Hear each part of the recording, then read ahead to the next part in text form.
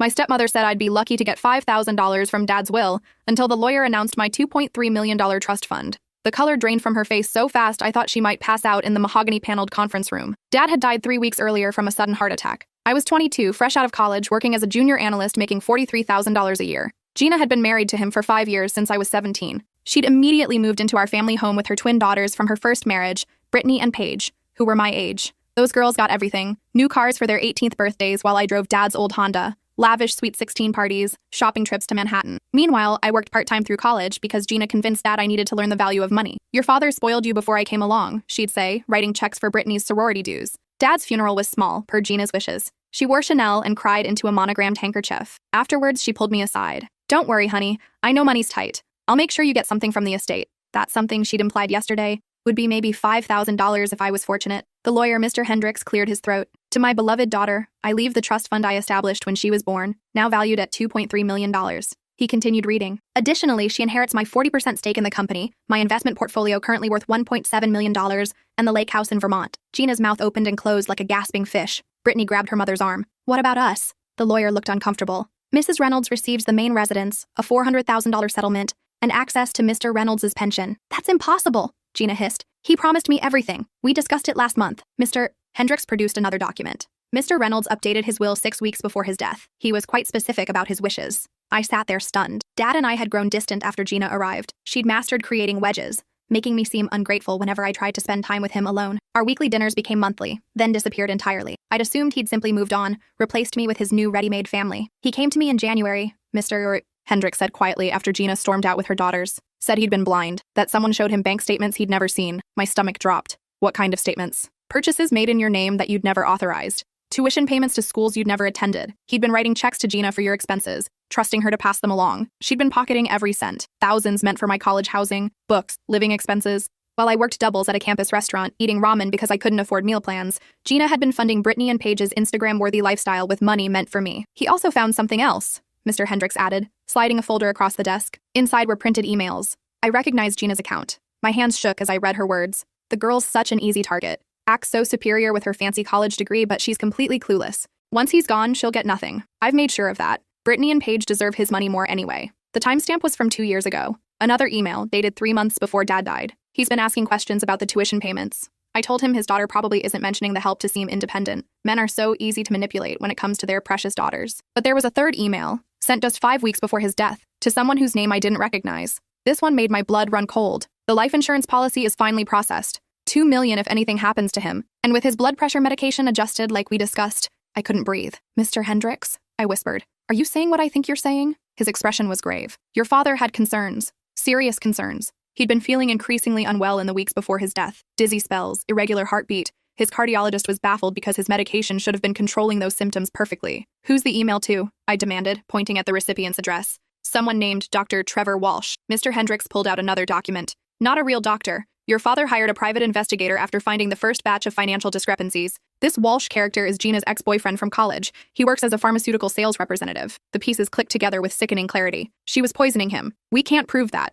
Mr. Hendricks said carefully. "Not yet. But your father suspected it strongly enough to hire security to monitor his medications, change his will, and document everything. He compiled evidence for 6 weeks before his death." He opened another folder. Inside were photos. My stepmother meeting with Walsh at various coffee shops and restaurants. Screenshots of financial transactions. A report from a toxicologist analyzing Dad's blood work. The toxicologist found concerning levels of a beta blocker that wasn't prescribed to your father. When combined with his actual blood pressure medication, it would cause exactly the symptoms he was experiencing. Extended exposure could easily trigger a fatal cardiac event in someone with his medical history. My vision blurred. Why didn't he go to the police? "He was planning to," Mr. Hendricks said softly. "He had an appointment scheduled with the district attorney for the Monday after he died. He wanted to gather everything first, make sure the case was airtight. He knew if he moved too soon, she'd destroy evidence." I stared at the manila folder, my father's final gift to me. Not just money, but the truth. "What do I do with this?" "That's your decision," Mr. Hendricks replied. "But I should tell you, I've made copies of everything. And I have instructions from your father that if anything happened to him before he could meet with the DA, I was to give you 2 weeks to decide whether to pursue this. After that, I'm obligated to turn everything over to the authorities myself." I drove home in a daze, the folder sitting on my passenger seat like a bomb. My studio apartment felt impossibly small when I walked in. I spread the documents across my kitchen table and read everything again and again. By 3 a.m., I'd pieced together the full scope of Gina's operation. The financial fraud alone totaled over $180,000 stolen over 5 years. But the emails revealed something worse. This wasn't her first time. Walsh and Gina had been corresponding since my father and she started dating. "This one's even richer than the last," she'd written, "and he has a pathetically loyal daughter who'll be easy to sideline." The last one. I searched through the investigator's report until I found it. Gina's first husband hadn't died of a heart attack as she'd always claimed. He'd died of one, but there had been questions. An investigation that went nowhere due to lack of evidence. A life insurance payout of $1.2 million.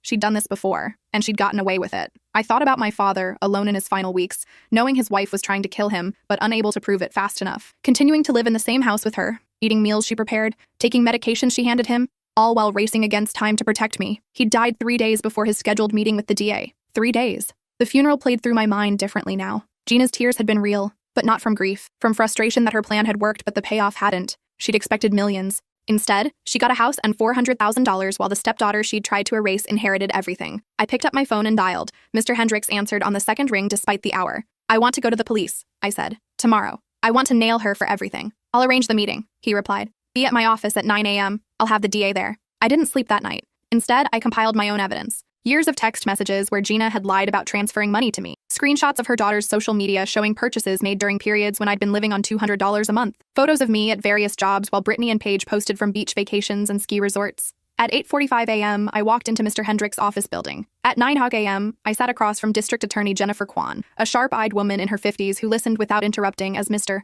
Hendricks walked her through the evidence. She took notes, asked pointed questions, and examined every document with the focus of a jeweler appraising diamonds. "This is substantial," she finally said. "The financial fraud is absolutely prosecutable. The murder aspect is trickier. Your father's body was cremated, correct?" "Yes," I whispered. Gina insisted on it immediately, said it was what he wanted, but I never heard him say that. Kwan nodded grimly. "That's consistent with someone trying to destroy evidence. However, we have his medical records, the toxicologist's analysis of his blood work from 2 weeks before death, and these communications. I think we can build a case, especially given the pattern with her first husband." "What happens now?" I asked. "Now, we investigate thoroughly before making any moves. She doesn't know we're coming, and that's our advantage. I'll coordinate with the FBI since this crosses state lines. Dr. Walsh lives in Connecticut." She fixed me with an intense stare. "This is going to get ugly. Once we arrest her, she'll come after you with everything she has. Are you prepared for that?" I thought about my father, alone and afraid in his final days. Yes. Over the next 3 months, I learned to live a double life. Publicly, I was the grieving daughter adjusting to sudden wealth. I moved into a better apartment, upgraded my car, started at a new job at my father's company, where his business partner, Richard Chen, became an unexpected mentor. The 40% stake I'd inherited made me a significant shareholder, and Mr. Chen seemed genuinely pleased to have someone he'd known since I was a child taking their place at the table. Privately, I was working with the DA's office, providing additional documentation, answering questions, and preparing for trial. The FBI had opened a full investigation into Gina and Walsh. They'd obtained warrants, analyzed financial records, and interviewed dozens of people. The case was building slowly, methodically, and in complete secrecy. Gina, meanwhile, was spiraling. The house she'd inherited came with a massive mortgage my father had been paying down. Her $400,000 settlement sounded generous until you realized she owed $280,000 on the mortgage, and her lifestyle required about $15,000 a month to maintain. Within 2 months, she'd burned through her liquid assets and was selling jewelry. She tried to contact me repeatedly. Emails, texts, phone calls, all variations on the same theme. Surely there had been some mistake with the will. Surely my father would have wanted to provide for her daughters who'd been like daughters to him. Surely I could find it in my heart to share some of my inheritance with the family. I didn't respond to any of them. Mr. Hendricks had advised complete silence, and I was happy to comply. Then she tried a different tactic. She showed up at my apartment building one evening, waiting in the lobby with Brittany and Paige. I'd been at dinner with colleagues and came home to find them camped out on my couch, somehow having talked their way past the doorman. "We need to talk," Gina said, standing when she saw me. She looked different, thinner, harder, with dark circles under her eyes that no amount of concealer could hide. The twins flanked her like bodyguards, but they looked uncertain, almost embarrassed. "You need to leave," I said calmly. "Now." "Please," Gina said, and her voice cracked. "I know we weren't close. I know I made mistakes. But your father would have wanted—" "Don't," I cut her off. "Don't you dare talk about what my father would have wanted. You have 5 minutes to leave before I call security." Brittany stepped forward. "Look, we get that you're upset, but Mom's struggling. The house is expensive, and we're both still in school. We're not asking for millions, just enough to—" "To what?" I demanded. "To maintain the lifestyle you've been living on money stolen from me? Did she tell you about that? Did she mention the $180,000 she pocketed over 5 years while I worked myself to exhaustion?" The twins exchanged glances. "That's not true," Paige said, but she sounded uncertain. I pulled out my phone and opened a folder I'd prepared for exactly this moment. Screenshots, bank statements, receipts. "Here's a tuition payment for my junior year, $18,000. Supposedly sent to my university. Except I never received it because I was on a partial scholarship, and the rest I covered with loans and work study. Here's another one. And another. Boarding, books, living expenses. All supposedly for me." I shoved the phone toward them. "Want to see where the money actually went? Because I can show you your spring break trips, your car payments, your sorority dues." Gina's face went white. "How did you—" Dad knew, I said quietly. He figured it out, hired an investigator, found everything. I looked at the twins who were staring at their mother in horror. Ask her where she was getting the money for your lifestyle. Ask her why my father changed his will 6 weeks before he died. You're lying, Gina hissed. You've always been jealous of my daughters. Your father saw through you eventually, saw how manipulative. Get out, I said coldly. Now, or I call the police. They left. I watched through the window as Gina practically dragged her daughters to the parking garage, their body language screaming recrimination and shock. Good. Let them question her. Let them start pulling at the threads. 2 days later, Brittany called me. I almost didn't answer, but curiosity won out. Is it true? She asked without preamble. Everything you said? Yes. Silence stretched between us. Then quietly, I didn't know. I swear I didn't know. She always said your dad wanted to help us, that he was happy to pay for things. We just thought, I don't know what we thought. You thought you deserved it, I said, not unkindly. Because that's what she told you your entire lives. I found some of Mom's emails, Brittany continued. She left her laptop open and I couldn't help. There's something about medication, and someone named Trevor.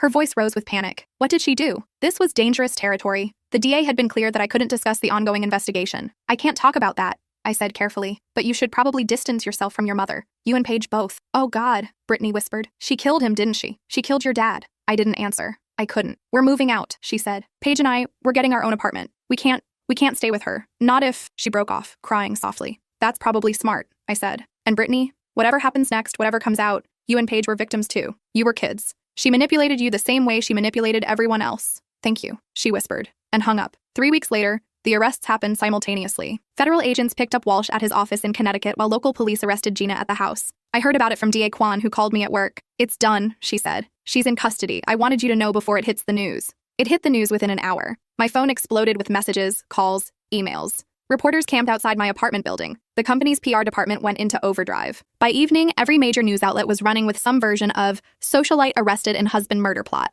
I made one statement through a lawyer. I'm grateful to law enforcement for their thorough investigation and to my father for having the courage to document his concerns. I hope justice will be served. Then I disappeared from public view, took a week off work, and stayed with Richard Chen and his wife Diana in their guest house while the media frenzy died down. The preliminary hearing was 3 months later. I sat in the courtroom gallery next to Mr. Hendricks and watched as the prosecution laid out their case. The evidence was damning. Financial records showing Gina's systematic theft, emails between her and Walsh discussing solving the problem of my father's suspicions, phone records placing them together repeatedly in the weeks before Dad's death, the toxicology report showing foreign substances in Dad's blood work, expert testimony about how the medication cocktail could cause cardiac arrest, and the kicker, they'd found similar communications in Walsh's email from 6 years earlier, during Gina's first marriage. He'd been helping her then, too. Gina's lawyer argued reasonable doubt, claimed the emails were taken out of context, suggested Dad's death was from natural causes exacerbated by stress from marital problems. But even from the gallery, I could see the jury wasn't buying it. The evidence was too substantial, too coordinated, too damning. The trial took 8 weeks. I attended every day, sitting in the same spot,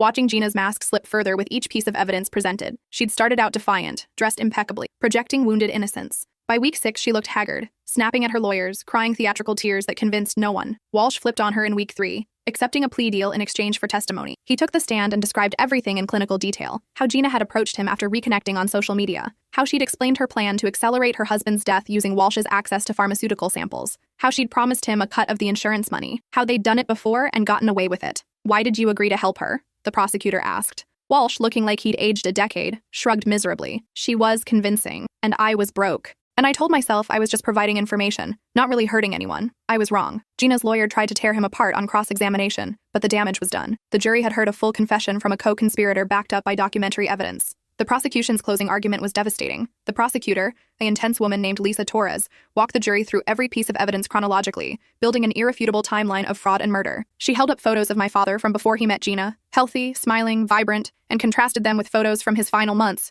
where he looked gaunt and exhausted. Richard Reynolds was a good man, Torres said, a successful businessman, a loving father, and a trusting husband. That trust was his downfall. He welcomed Gina Chen into his life and his home. He provided for her daughters as if they were his own. He wrote checks without question because he believed in supporting his family, and she repaid his generosity with betrayal, theft, and ultimately murder. She paused, letting the words hang in the air. The defense wants you to believe this is about a grieving widow being persecuted by a vindictive stepdaughter, but the evidence tells a different story. This is about a calculating predator who identified a vulnerable target, isolated his daughter, stole his money, and when he discovered her crimes, killed him to cover her tracks. Torres held up the folder of evidence. Every email, every bank statement, every toxicology report points to the same conclusion. Gina Reynolds murdered her husband with premeditation and malice. She did it for money, she did it to avoid consequences, and she would have gotten away with it if Richard Reynolds hadn't had the courage and foresight to document everything before he died. The jury deliberated for 6 hours. I paced in the hallway with Mr. Hendricks, unable to eat, barely able to think. D.A. Kwan stopped by to reassure me that 6 hours was actually quite fast for a case this complex,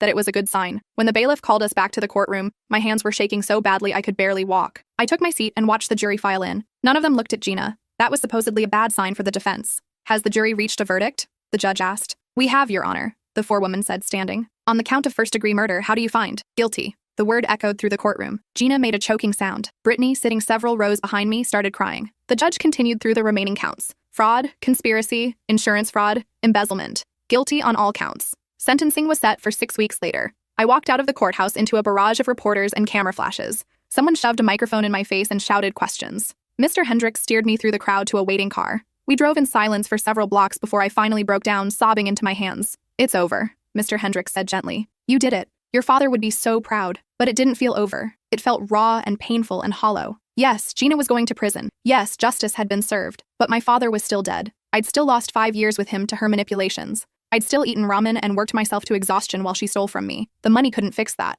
The guilty verdict couldn't fix that. At sentencing, I gave a victim impact statement. I'd written and rewritten it dozens of times, trying to find words adequate to describe the loss. In the end, I kept it simple. My father was my best friend, I said, reading from my paper because I couldn't trust myself to speak extemporaneously. When my mother died in a car accident when I was 12, he stepped up to be both parents. He came to every school play, every parent-teacher conference, every soccer game. He taught me to drive, helped me with homework, listened to me cry over breakups. We had Friday movie nights and Sunday morning pancakes. We were a team. I looked up at Gina, who sat stiff and expressionless at the defense table. And then you came along. You saw a lonely man with money and a daughter who'd be easy to sideline. You manipulated him, isolated me, and systematically stole from both of us. When he figured out what you'd done, you killed him rather than face consequences. My voice cracked. I lost 5 years with my father because of your lies. I worked 3 jobs through college while you funded your daughter's luxury lifestyles with money meant for me. I ate once a day some weeks because I couldn't afford more, while you took shopping trips to Manhattan on my father's credit card. And when I think about his final weeks, knowing what you were doing but unable to prove it fast enough to save himself, unable to protect himself in his own home,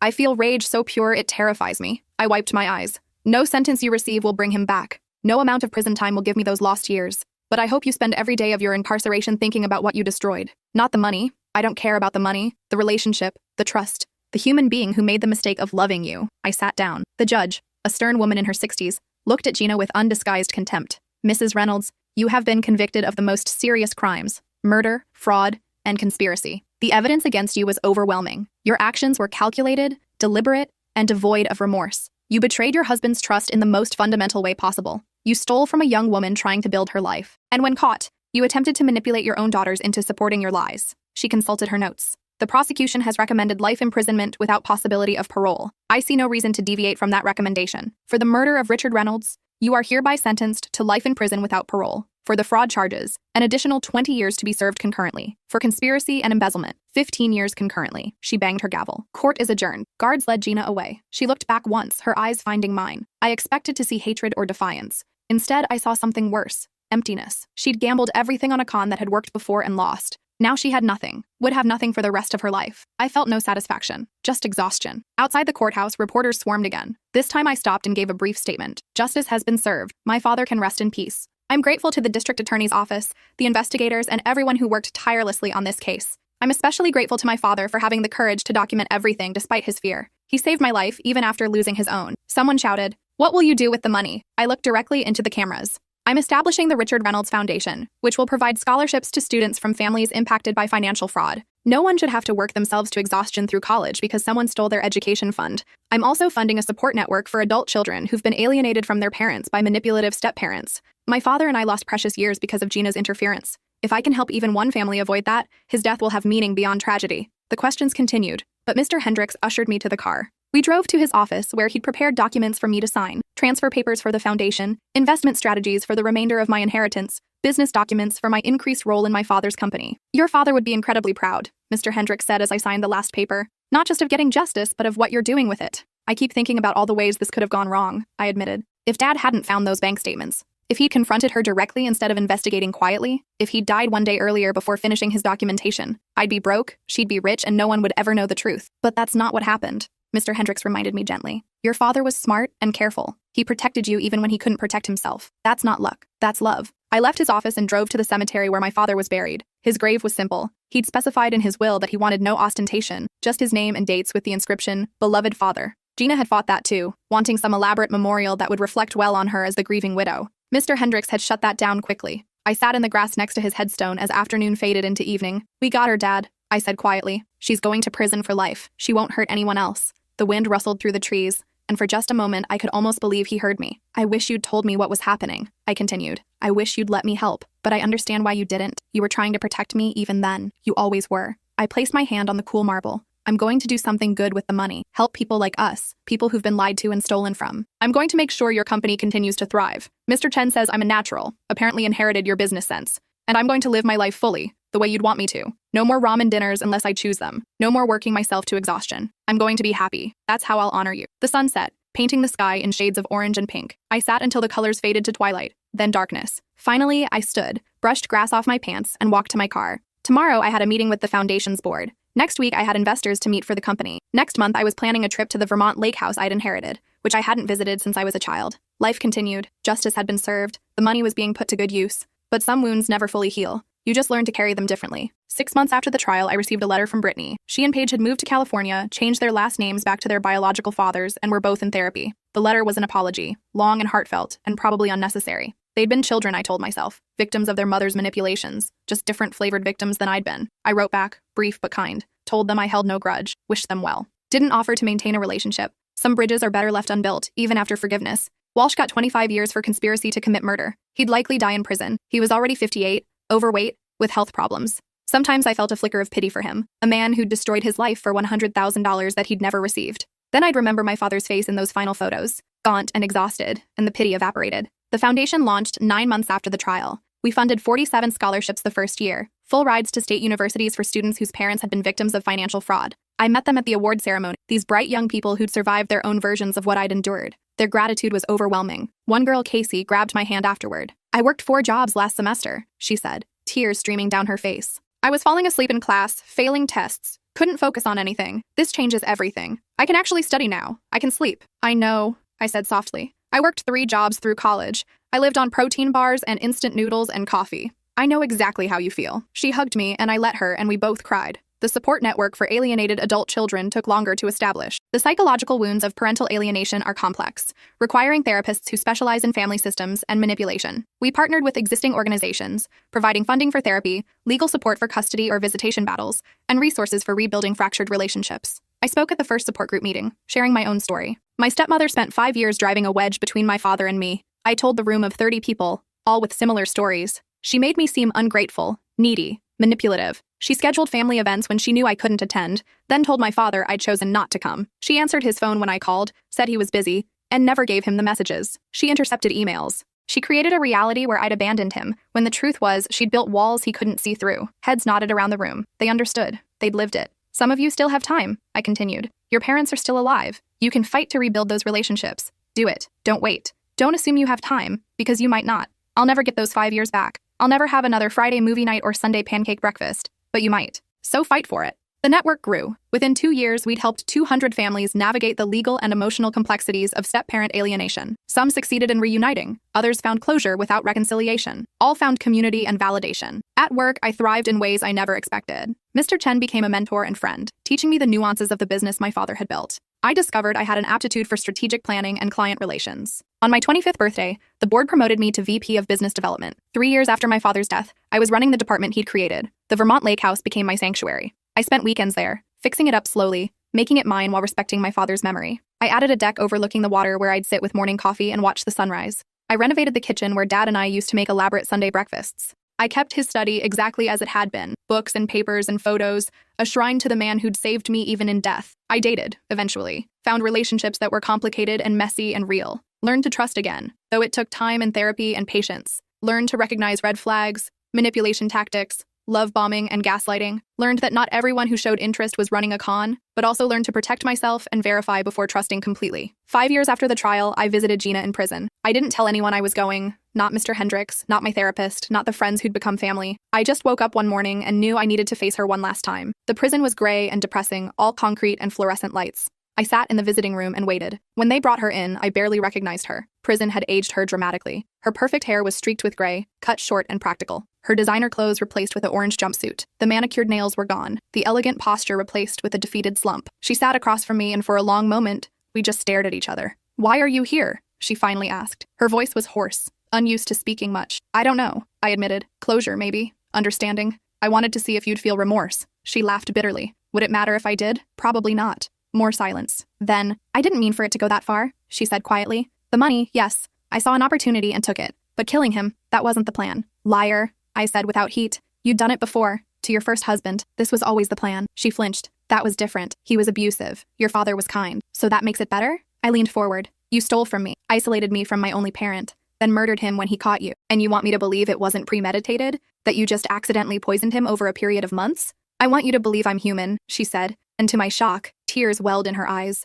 "That I made terrible choices out of desperation and greed, but I'm not a monster. I loved your father in my own way." "No," I said firmly. "You loved his money, his status, the lifestyle he provided. You never loved him. Love doesn't poison. Love doesn't steal. Love doesn't lie." She wiped her eyes with her sleeve. "Brittany and Paige won't speak to me. They changed their names, moved across the country, won't accept my calls or letters. Good. You poisoned them too, just in a different way. Taught them the world owed them everything while they contributed nothing. At least they're getting help now, learning to be better people than you raised them to be. And you?" she asked. "You got everything you wanted. The money, the company, justice. Are you happy?" I considered the question seriously. "I'm building a life," I finally said, "working at something meaningful, helping people, dating someone kind who treats me with respect. I have the lake house, good friends, a career I'm good at. Am I happy? Sometimes. Other times I'm sad or angry or lonely, but I'm living authentically, which is more than you ever did." "I'm going to die in here," Gina said flatly. "Life without parole means exactly that. I'll never see the sky without bars, never choose my own meal, never have privacy or dignity again. Every day is the same gray hell. Is that enough for you? Does my suffering balance the scales?" I thought about my father, terrified in his final weeks, unable to trust the woman he'd married, racing against time to protect me and failing by 3 days. I thought about the years I'd lost with him, the wedge she'd driven between us, the money she'd stolen that had forced me into exhaustion and poverty. I thought about the lies, the manipulation, the systematic destruction of my family. "No," I said honestly. "Your suffering doesn't balance anything. Nothing can give me back what you took, but it's what we have, so it'll have to be enough." I stood to leave. "Wait," she called out. "Please, I need you to know. I'm sorry. For whatever that's worth, I'm sorry." I looked at her one last time. This woman who destroyed so much, who sat in prison, broken and alone with decades of emptiness ahead of her. "I believe you're sorry you got caught," I said. "I believe you're sorry you're in prison, but I don't believe you're sorry for what you did. If you'd gotten away with it, you'd have done it again, to someone else, eventually." I walked out, didn't look back, signed out at the front desk and drove home to my apartment, where the sunlight streamed through windows I'd chosen, in a space I'd decorated, with furniture I'd bought with money honestly earned and legally inherited. That night, I called my friend Rachel and told her about the visit. She was horrified. "Why would you put yourself through that?" "I needed to see her powerless," I explained. "Not threatening, not manipulative, just pathetic. I needed to see that she couldn't hurt me anymore." "And did you?" I thought about it. "Yeah, I did. She's just a woman who made evil choices and is living with the consequences. She has no power over me. Not anymore. Maybe not ever again." Life continued its forward momentum. The foundation expanded, adding programs for financial literacy and fraud prevention. The company won several major contracts, growing 30% over 3 years. I bought a house near the lake, somewhere I could breathe and think and remember my father in the good times, before Gina. On what would have been his 60th birthday, I hosted a memorial gathering. Friends from the company, from his old neighborhood, from the various charity boards he'd served on. Mr. Hendricks came, and the Chen family, and several of my own friends who'd never met Dad but wanted to support me. We ate his favorite foods, shared stories, laughed, and cried together. Mr. Chen pulled me aside. "Richard would be so proud of who you've become," he said, his eyes wet. "You've taken everything terrible that happened and transformed it into something meaningful. That takes strength." "I had a good teacher," I replied. "Dad showed me how to document, how to think strategically, how to protect myself even when he couldn't be there to do it. Everything I am, everything I've built, it's because of lessons he taught me, including the final one about standing up for myself even when it's hard." The gathering stretched into evening, then night. People eventually left in small groups, hugging me, promising to stay in touch, thanking me for bringing everyone together. By midnight, it was just me and the caterers cleaning up. I sent them home with payment and a generous tip, wanting to be alone with my thoughts. I stood on my deck overlooking the lake, watching moonlight dance on water. The foundation had helped 400 students by now. The support network had reunited 89 families and provided closure to hundreds more. The company was thriving. I was thriving. But some nights, the grief still hit me with surprising intensity. I'd remember Friday movie nights, how Dad would always let me pick the movie, even if it was something he'd never normally watch. How he'd make popcorn with way too much butter because that's how we both liked it. How we'd quote lines afterward, making each other laugh with terrible impressions. Those memories were mine now. Gina couldn't touch them, couldn't rewrite them, couldn't steal them. She'd taken 5 years, but she hadn't taken everything. The foundation of love my father had built in my first 17 years remained solid. And everything I was building now rested on that foundation. My phone buzzed. A text from David, the man I'd been seeing for 8 months. "How did the memorial go? Want company or solitude?" I smiled. David was good at reading what I needed. Company would be nice, I texted back. 20 minutes later, he arrived with Thai food and a bottle of wine. We ate on the deck, talking about nothing important. His workday, a funny customer at his bookstore, plans for next weekend. Normal conversation, comforting in its ordinariness. You okay? He eventually asked, reading the lingering sadness in my expression. Getting there, I said honestly. Some days are harder than others. Anniversaries, birthdays, random Tuesday afternoons when something reminds me of him. But it's getting easier. The foundation helps. Knowing something good came from something so terrible. You've built something remarkable, David said. Not just the foundation or the network, but yourself. You could have been bitter and angry forever. Instead, you chose to create and help and grow. I didn't want her to win, I said simply. She took my father, my money, years of my life. If I'd let it consume me, let the anger and pain define who I became, she'd still be winning even from prison. So I chose differently. We sat in comfortable silence, watching the lake until our glasses were empty, and the food was gone. David left around 2 a.m., kissing me softly at the door. Call if you need anything, he said. I mean it. Alone again, I walked through the house my father had never seen but would have loved. I decorated it with photos of us from before Gina, fishing trips, holidays, my high school graduation, happy times, preserved and honored. In my office, I pulled out the folder Mr. Hendricks had given me that day in the conference room. I'd kept everything. The emails, the bank statements, the investigator's report, evidence of my father's final act of love and protection. Sometimes I needed to look at it, to remind myself that he'd never abandoned me, that every cold shoulder and missed dinner had been Gina's manipulation, not his choice. The last page was a letter he'd written to me, dated 2 days before he died. Mr. Hendricks had saved it as part of the evidence, then given me the original after the trial. The paper was worn now from how many times I'd read it, the creases soft from folding and unfolding. My dearest daughter, it began. If you're reading this, I failed to stop her in time. I'm so sorry. I was blind for too long, and my blindness cost us years we can never reclaim. But I want you to know that I never stopped loving you. Every cold greeting, every missed call, every time I seemed distant. That was her poison working, not my heart. I see that now. I see what she's done to us, and I'm fighting to protect you. I've documented everything.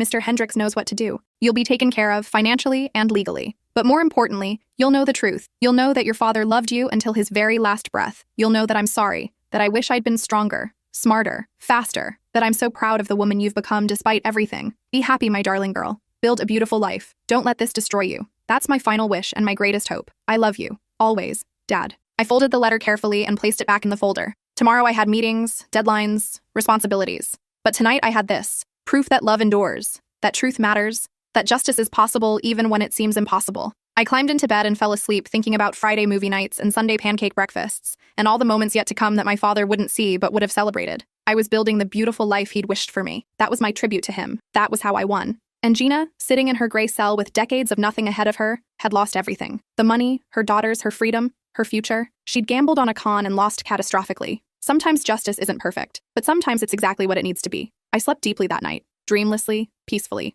The kind of sleep that only comes when you know, finally and completely, that you're safe. The end.